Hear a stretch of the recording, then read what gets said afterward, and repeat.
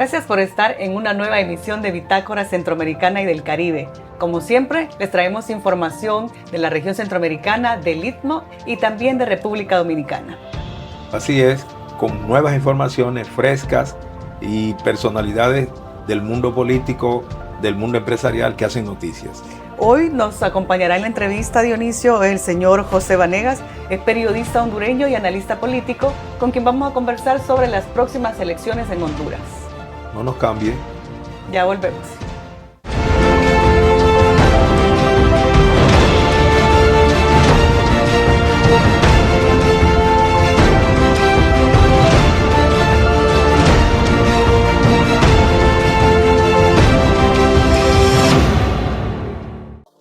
Hoy en Bitácora conversamos con el periodista y analista político del país de Honduras, José Vanegas, y nos acompaña para conversar sobre las próximas elecciones en Honduras. José, bienvenido a Bitácora Centroamericana. Igualmente, bienvenido, José. Mucho gusto. Muchas gracias, Judith. Muchas gracias, poeta. Gracias por la invitación. Estoy para escucharlo y colaborar con ustedes en el proceso de esta entrevista. Para empezar, José, nos gustaría que nos comentara que está ahí, ¿no? En Honduras. Usted conoce cómo se han manejado las elecciones que ya están próximas a celebrarse, a desarrollarse. Y si le preguntáramos acá, si las elecciones se realizaran ahora, ¿qué candidato cree usted que podría alcanzar la victoria en este momento? Bueno, han habido algunas cuestiones recientes que han venido. Ustedes saben que la política tiene un asunto, que la política es coyuntural. La política no podemos nosotros afirmar, pueden haber algunas tendencias, sin embargo, la política tiene el asunto de que puede cambiar en las próximas 24 horas. Hay un refrán en política que dice que en política un día puede ser un año y un año puede ser un día. A los políticos siempre les hace falta dinero y tiempo. Ahora, en este momento, algunas encuestas se están dando por ganador al ingeniero Salvador Narrala del Partido Liberal. Otras encuestas, una encuesta mexicana, dan por ganadora a Rixi Moncada del oficialismo, Partido Libertad y Refundación. Sí. Entonces, sin embargo, creo que siendo un poco más conservador, podríamos pensar que el voto popular en este momento se inclina más hacia Salvador Narrala. Que es el que tiene en este momento, como bien lo menciona, ¿no? El carril de adentro. Exacto, sí. Exacto, es el que va como liderando las encuestas a este momento. Mira, es interesante ver el papel de la prensa en esta contienda electoral.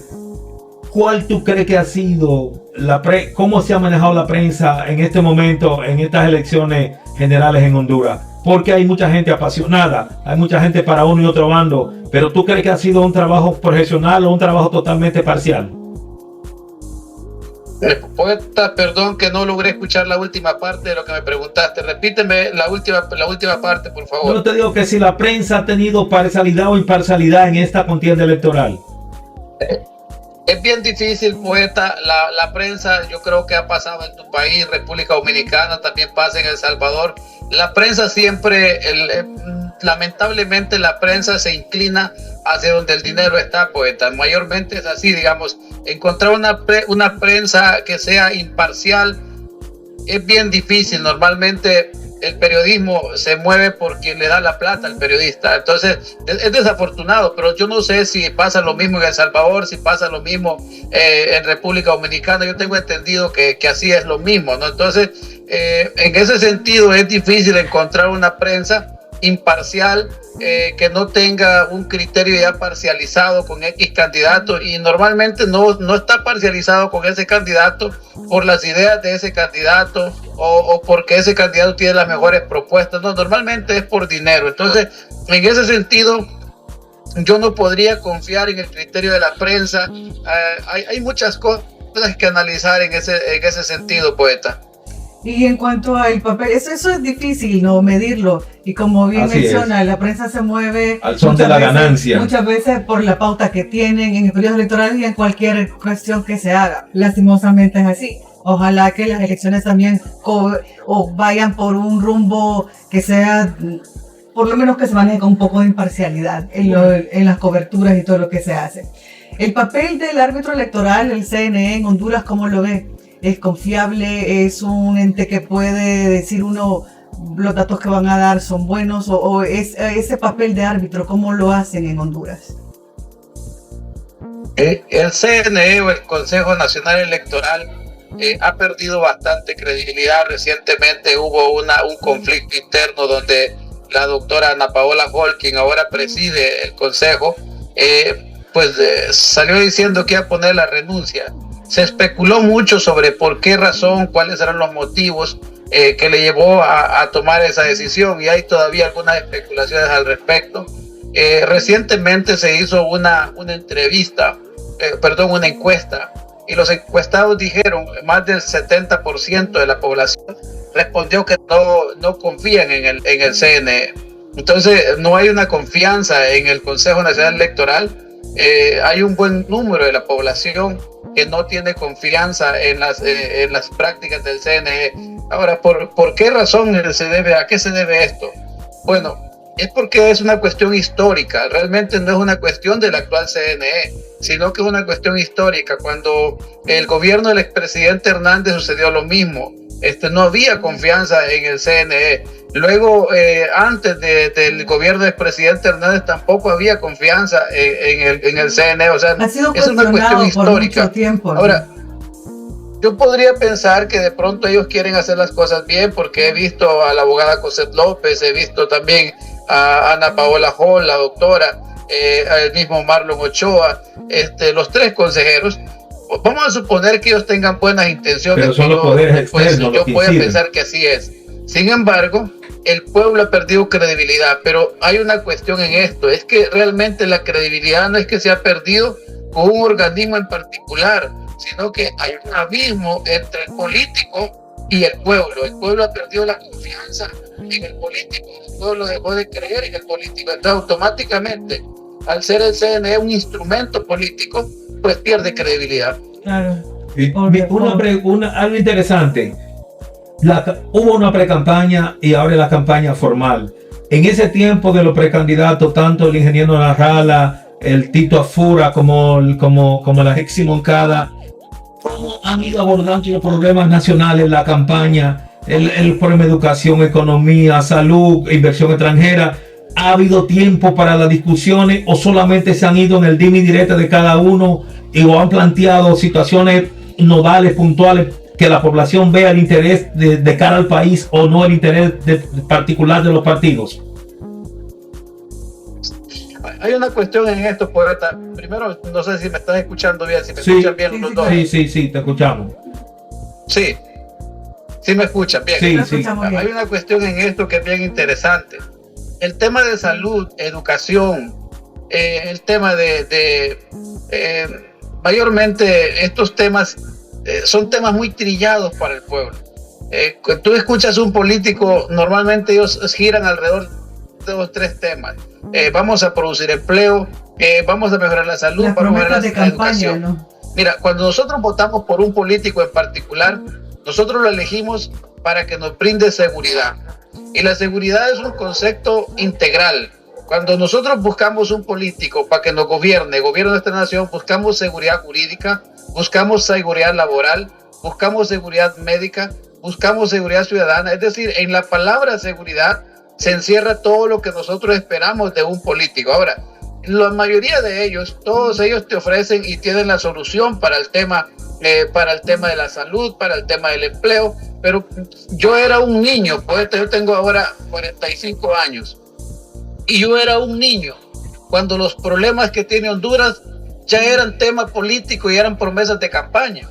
O sea, los mismos problemas que hace 40 años yo escuchaba a mi papá decir que tenía Honduras, son los mismos problemas que tiene Honduras actual. Entonces significa que esos problemas de salud, de educación y la seguridad en general solo han sido únicamente un arma en manos de los políticos, en manos de ellos para propuestas, pero no le han buscado una solución, quizás porque no les interesa. O sea, habría que ver si realmente falta voluntad política, no saben cómo hacerlo o no tienen ningún interés. Además, la gente va a votar, la gente no vota con la razón, sino con el corazón.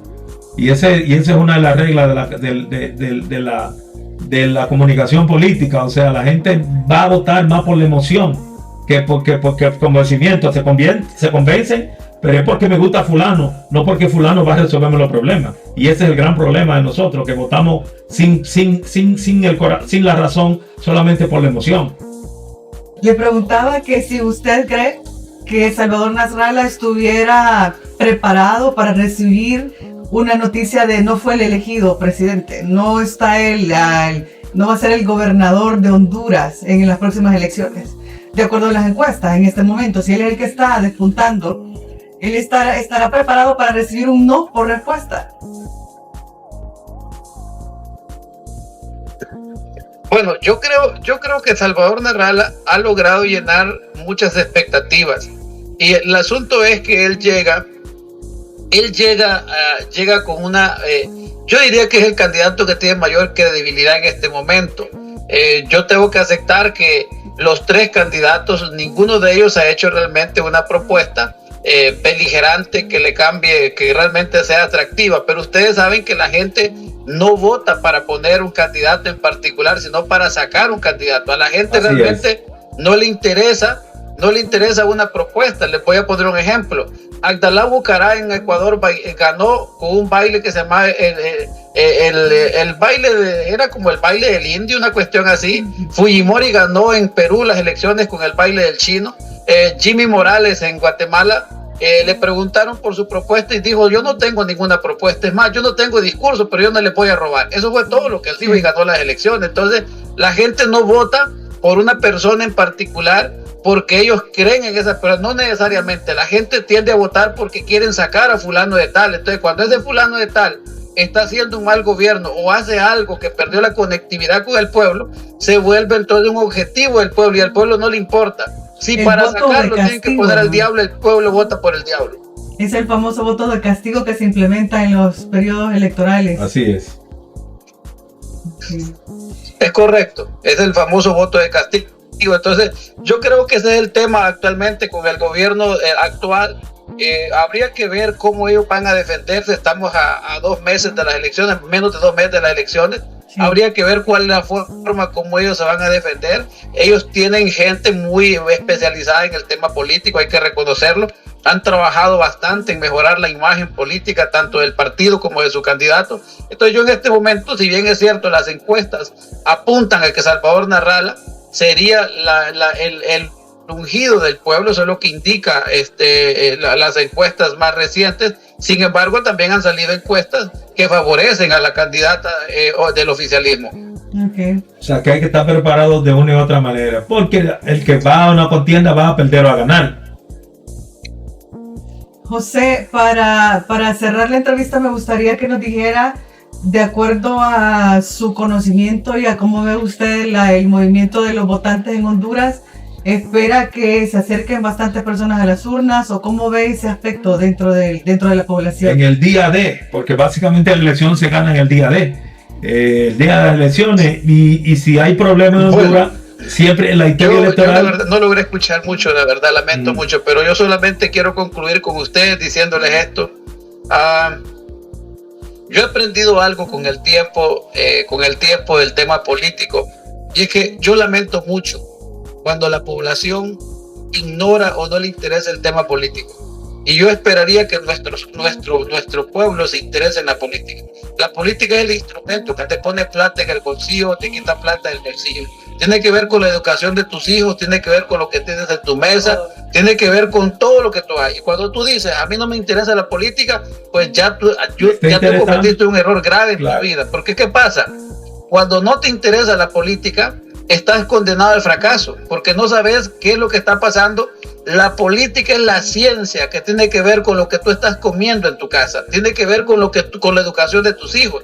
Y tú no puedes venir a esta altura de tu vida y decir, a mí la política no me importa. Sabes que los que nombran a un gobernante en particular es el abstencionismo. Lo que hace que un gobernante tome el control no son los que votan, sino los que no votan. Entonces, cuando tú dices no me interesa la política, la verdad es que yo siento mucha pena por las personas que dicen eso, porque Hay una frase que se le atribuyen a Anastasio Somoza, yo no sé si realmente él la dijo, yo no estoy seguro, pero he escuchado que se le atribuyen a él, y dice: en la ignorancia del pueblo está la fuerza del político. Claro. Y eso es cierto. O sea, si tú tienes a una persona ignorando el tema político, ignora todo, esa es la fuerza del político. Entonces, conclusión de esto, yo creo que todos debemos de interesarnos en el tema, y ojalá que el 30 de noviembre en mi país pues se respete la democracia, no importa quién gane. Si gana el que gane, que sea el pueblo que lo elija, que sea el pueblo que realmente indique, que respete lo que sucede en las urnas,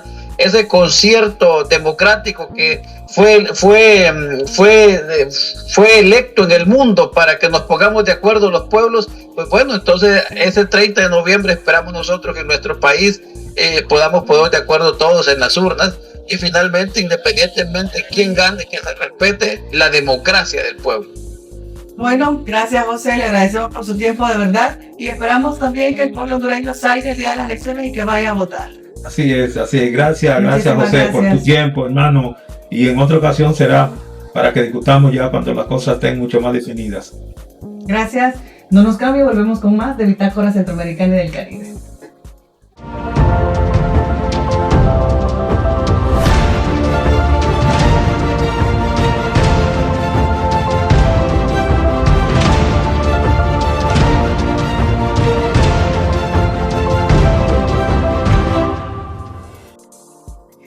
Hoy, en nuestras anotaciones políticas y económicas, tenemos varios temas para discutir y para ponerlos en la vista pública y que ustedes estén enterados, por supuesto, de lo que ocurre.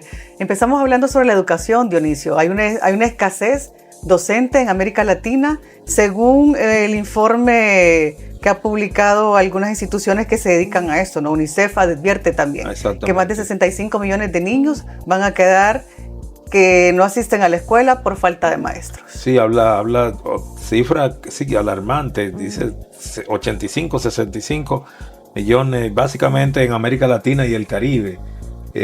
También comenta, eso lo hacen en el marco del Día Mundial de los Docentes. Que se celebra en octubre. Así mismo, que se celebra en octubre. Y dice que el problema se agudizó más después de la pandemia, sobre todo porque mucho por la misma crisis de salud y del mundo, prácticamente las escuelas se cerraron, se vino a la virtualidad, y todavía en este momento, ya 5 años después de pandemia, la virtualidad todavía no ha abierto del todo la presencialidad en las escuelas y universidades e institutos de educación superiores. Sí, es complicado porque es un problema que cruza todos los niveles educativos, educación media, primaria y también universidad. Y algo que hay que decir, igual que creo que pasa en todos los países, que la profesión docente tiene que ser mejor remunerada, tiene que ser mejor, tiene que tener una mejor calidad para los docentes en todos sus beneficios. Y que la profesión docente, no tanto la universitaria, pero por lo menos a nivel de país, desde el punto de vista de la educación inicial, en la educación secundaria, en la mayoría de los países la tienen politizada, y ese es el problema. Y cada uno pertenece a su gremio, cada uno pertenece a su parcela, y entonces relegan la parte educativa no a un segundo nivel. Ya no se ve el maestro como si fuera una especie como de sacerdote, como una especie de persona que estaba obligada a impartir docencia porque era un sacrificio, digámoslo así. Hoy ya la profesión de maestro es igual que ser ingeniero, que sea, porque todo el mundo necesita sobrevivir y necesita sobrevivir dignamente, y el maestro más que nadie, porque es el que crea las nuevas generaciones, el que forma las nuevas generaciones de un país. Realmente es una profesión muy noble, pero como repito, en todos los países, Centroamérica, Latinoamérica, el Caribe, es una profesión muy noble que debe ser mejorada en cuanto a su calidad de información, que eso es importante, y también a nivel de remuneración. Ojalá que se pueda lograr y que se reviertan estas cifras de estudiantes que se quedan sin ir a la escuela porque no tienen docentes. Hablamos también sobre la población, el crecimiento de la población en Centroamérica, que podría rebasar los 70.8 millones a finales de este siglo. Así es increíble, porque el Istmo en este momento es uno de los territorios, de los espacios del mundo donde los ojos de todo a nivel geopolítico están puestos. Y la población no es un elemento aparte, al contrario. Centroamérica se ha revalorizado, digámoslo así, y está en el ojo del huracán, entre comillas, porque Centroamérica hoy en día, cambiando de los 80, que era un territorio de guerra, ya a hoy día un territorio de democracias, y las que no están en camino de sucederse, entonces ya Centroamérica tiene su valor. Y no solo de democracia, sino que también Centroamérica ha despuntado en muchas cosas son de desarrollo de país. Educación a nivel económico. Tecnología, logística. Hay mucho. Así es. Esto, según las proyecciones de la CEPAL, El Salvador y Costa Rica alcanzaría en la década de 2040, que se mira lejos, pero estamos a una vuelta de llegar, su máxima población, mientras que Panamá podría haber un pico hasta en el 2086. Sí, ya ahí estarían los huesos más de nosotros azules, más azules. Bueno, para quienes estén en esa época seguramente lo van a ver. Ya nadie andará, si no andará todo el mundo volando, porque como va la tecnología. Claro. No, pero es interesante, o sea, y la población que es diferente a Europa, que se está envejeciendo, aunque el otro día vi una noticia que decía que también estos países de Centroamérica van a comenzar también su población a envejecerse, porque ya desde el punto de vista de la natalidad, como que ya las mujeres, por la misma cuestión del trabajo, de una serie de elementos que son fácticos en este tiempo tan rápido, este tiempo de la comunicación, ya no piensan más en procrear. Bueno, a diferencia de años anteriores, en El Salvador, por hablar por El Salvador específicamente, las mujeres tenían 8, 10 o 12 hijos, ahora tienen 1 o 2. Y cuidado. Sí. Y algunas, ninguno. Pero eso es un cambio cultural, un cambio de pensamiento y un cambio de generaciones que hay que aprender a lidiar. No, porque dicen que para 2050 la población mundial va a ser totalmente anciana. ¿Y quién va a trabajar? Esa es la pregunta. Es necesario el relevo generacional. Así es. Hablamos también de la región centroamericana y este es un tema que tiene que ver y que nos compete a todos. El cambio climático y todo lo que ocurre, lo que provoca, lo que genera en los países más vulnerables, eso es importante y hay que ponerle atención. Las afectaciones por la niña en Centroamérica en este caso. Habla que dice que va a llegar hasta diciembre. Y cuidados, dicen que puede sobrepasar diciembre, porque y la niña siempre es lo más traumático. No es porque las chicas son las más traviesas, sino es porque realmente... Siempre me he preguntado por qué le han puesto la niña a este fenómeno. Sí. Porque el niño trae sequía, pero la niña trae grandes inundaciones. Sí. Y sobre todo porque dice que se enfría el agua de los océanos, sobre todo del Pacífico, y eso arrastra de por sí grandes temporales de lluvia en este tiempo. Claro, eso según datos de la Organización Meteorológica Mundial, Así la es. OMM, también confirmó que las condiciones del Océano Pacífico, que es lo que menciona Dionisio, Sí. que tienen señales, ¿no?, de un próximo episodio de La Niña, que es lo que estamos viviendo ahora. Ese exceso de lluvia, y esto también tiene que ver no solo con el cambio climático, que en lo que se trastorna la naturaleza en su totalidad, las afectaciones que sufren los agricultores, tanto si hay sequía como inundaciones, que es lo que tenemos ahora. Eso es un problema grave, y las pérdidas materiales que se generan en la gente que pierde sus viviendas, Pierde su cultivo, pierde todo. Habla justamente, según los pronósticos, que las lluvias se intensificarán en todo el istmo. Y ya está el ejemplo. Claro. Estas últimas 2 semanas han sido catastróficas, tanto en todos los países del istmo. Incluso han declarado emergencia nacional en los 6 países. Mientras que en Estados Unidos y mucha parte del Cono Sur, lo que se augura es grandes sequías. Y así es el mundo, porque eso es producto del fenómeno de la niña. Así es que mucho cuidado con nuestros países hermanos también, Guatemala, Honduras, que han sido bien afectados. El Salvador, por supuesto, hemos tenido inundaciones bien Así fuertes. es. Costa Rica también. Hay que tener muchísimo cuidado y acatar también las recomendaciones de las autoridades en su momento. Si es necesario evacuar, pues las cosas materiales se pueden hacer, pero es necesario hacerlo. Hablamos también sobre el crecimiento y una marca récord histórica en el mercado eléctrico regional. Sí, porque es un mercado muy especial. Es el único mercado eléctrico de toda esta zona que tiene un concepto de oferta y demanda. Y eso casi no se ve. ¿Por qué? Porque la matriz energética de Centroamérica es bastante interesante, porque es una matriz que está trabajada en base a energía hidráulica. como Centroamérica es rica en recursos hidráulicos, entonces prácticamente toda la energía de Centroamérica se genera por presas, se genera por una serie de elementos naturales, y aparte de eso, en países como El Salvador tiene otra componente que es la matriz, que es la geotérmica, que eso es un regalo en la naturaleza, aparte del agua.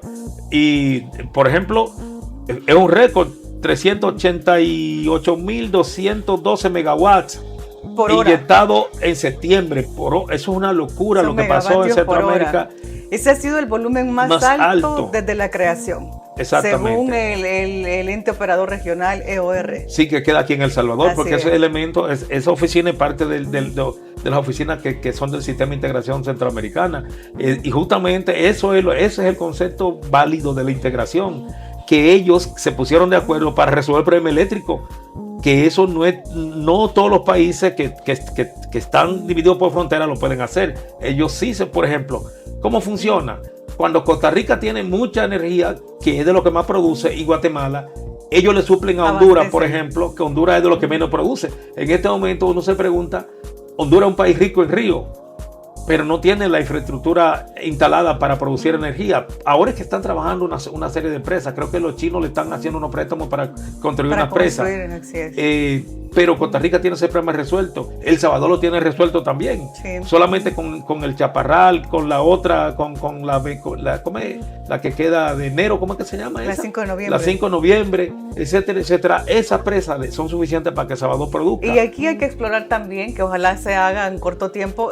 Existe la generación de energía solar, que también es otro están trabajando en eso. Y ojalá que se pueda implementar porque es energía limpia, ¿no? Pero sobre todo la geotérmica es una energía totalmente limpia. E incluso el gobierno acaba de abrir una legislación nueva, poner una legislación nueva ya para que los inversionistas que quieran venir a explorar la energía geotérmica vengan, porque ya tienen todo el camino abierto. La infraestructura está montada, básicamente. Sí, así es. Centroamérica también pierde ritmo económico en 2025 por la dependencia de la dolarización de Estados Unidos. Sí. Y por todos los temas económicos y problemas que tiene Estados Unidos. Con la migración. Sí, tanto Estados Unidos internamente, porque la economía de Estados Unidos, China le está dando golpes y no es de juego, y otros países, y aparte de eso, todo Centroamérica depende prácticamente de las migraciones, de la migración de sus países. Y hoy en día, por ejemplo, El Salvador dice que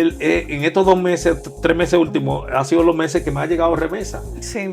Porque la gente está mandando... Por toda la migración. De migración, por si lo sacan, tener algún colchoncito en su país cuando llegue. Pero también ese dinerito que está llegando, hay un problema. El 99% se va en consumo. ¿Por qué?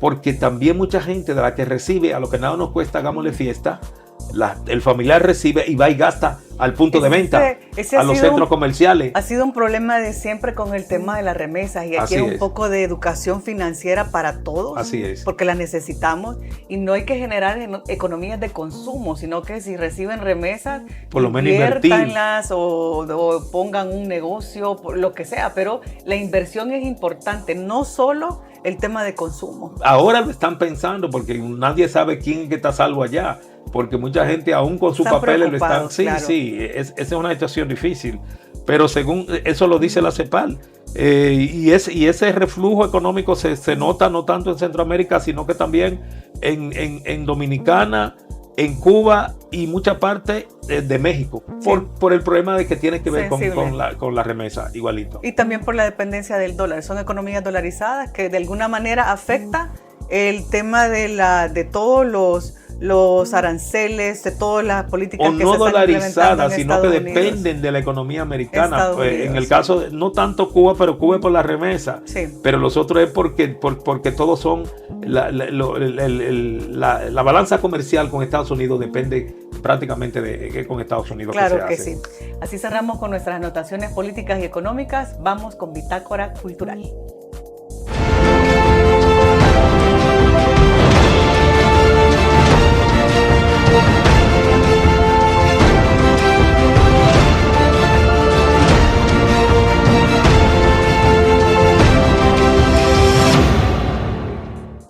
Hoy en nuestra bitácora cultural hablamos sobre el tema de educación en universidades y cómo están las universidades centroamericanas dentro del ranking mundial. No, Eso están es bien importante. paradas, las universidades centroamericanas porque sobre todo hay grandes institutos. Por ejemplo, habla de Costa Rica, la Universidad de Costa Rica, pero en Costa Rica... En la región centroamericana, sí, Costa Rica es el que tiene el primer el top, nivel. a claro. nivel, porque está el INCAE también, que, Sí. que es una universidad de preparación. Bueno, ya es un centro de alta gerencia para preparar los profesionales que gerencian las grandes empresas de Centroamérica. Y todo el mundo de estos países va a estudiar a INCAE si las empresas quieren llevar un ejecutivo que tenga pensamiento estratégico de cara al futuro y de cara a la proyección de crecimiento. Ahí va a la INCAE a estudiar y es en Costa Rica. Pero eso es importante porque la UCR, la Universidad de Costa Rica, está dentro de este ranking bien punteada porque su prestigio académico pesa más que nunca en las instituciones educativas a nivel regional y es la que lidera. De El Salvador hay otras universidades también que están dentro, que siguen ahí, que han tenido presencia siempre según este estudio. Sí. Y algo que me llama la atención, Dionisio, de este ranking es que esa reputación se evalúan 491 universidades de 26 países de la región. Así es. Que eso es importante, pero los indicadores que miden tienen que ver con la reputación académica, con la empleabilidad, con la proporción docente-estudiante y la red internacional de investigación y producción científica. Sobre todo porque una universidad se mide por su investigación. Exactamente. Y en el caso, por ejemplo, de las universidades de Costa Rica, ese es lo que más depende de ella, la parte de investigación. Porque investigación y desarrollo es lo que garantiza la posteridad de una institución. Sí. También habla también de la Universidad de Guatemala, por ejemplo, la San Carlos. La San Carlos es una universidad que siempre en ha el estado puesto rankeada. 161 está la San Carlos. Sí. Y otras de El Salvador también. Claro. Hay universidades de El Salvador que sí están rankeadas. Y sobre todo nuevas universidades, institutos que están surgiendo en El Salvador, que están trabajando para formar gerentes para los nuevos tiempos. Eso es interesantísimo. Ok, así es que tienen el dato. Universidades centroamericanas despuntan en este ranking internacional.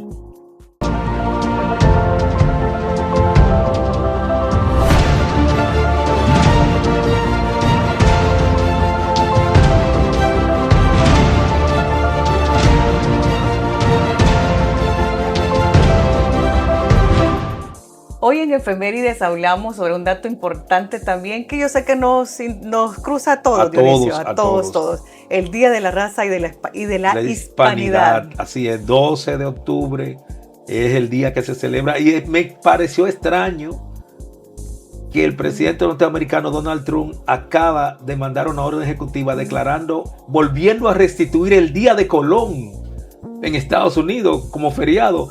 Los otros gobiernos lo habían quitado. Él restituye el Día de Colón, el Día de la Raza. Sí. Increíble, o sea que le están dando la importancia. Es cuando le está dando hasta con el cubo del agua a los hispanos, sacándolo de allá. Ahora, irónicamente manda a restituir el Día de Colón, que hace parte de la estrategia de gobernanza de él, porque es una barbaridad. Claro. O sea, el 12 de octubre de 1492 fue el año y el día y la fecha en que ocurre el nacimiento del continente americano y su cultura. Así es. En honor a Américo Vespucio fue que se le puso América Latina, claro. Y Américo Vespucio no era español, era italiano, pero así se escribe la historia. Habría que revisar en los libros porque no se cuenta. Hay que verificar las dos versiones, ¿verdad? Sí. Siempre hay dos versiones de un hecho y si ustedes quieren conocer un poco más sobre este dato importante, pues hay que leer y hay que informarse. Pero como quiera que sea, ese día se celebra en todos los países, sobre todo en las escuelas, y en Estados Unidos todos los institutos de estudio hispánico hacen grandes eventos, hacen conferencias. Es esta fecha la que se reconoce, sí, 12 de octubre, Día de la Raza y de la Hispanidad. Tienen el dato.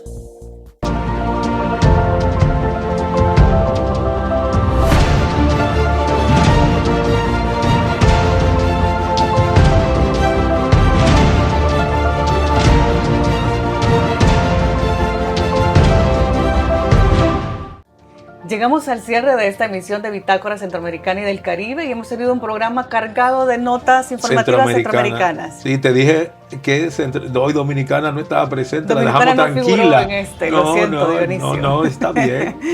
Mucha lata le dimos anteriormente, sí. Claro que sí. Pero ahora hablamos sobre el papel, la importancia de las universidades, que eso es un dato importante y un reconocimiento para las universidades y que sigan en ese camino, así ¿no? es, formando profesionales, investigando y generando conocimiento científico. También tocamos el tema de las catástrofes naturales por problemas del cambio climático. En el caso de la niña que está causando estragos en Centroamérica. En este momento, prácticamente 2 semanas de lluvia constante y hay países que han declarado alerta.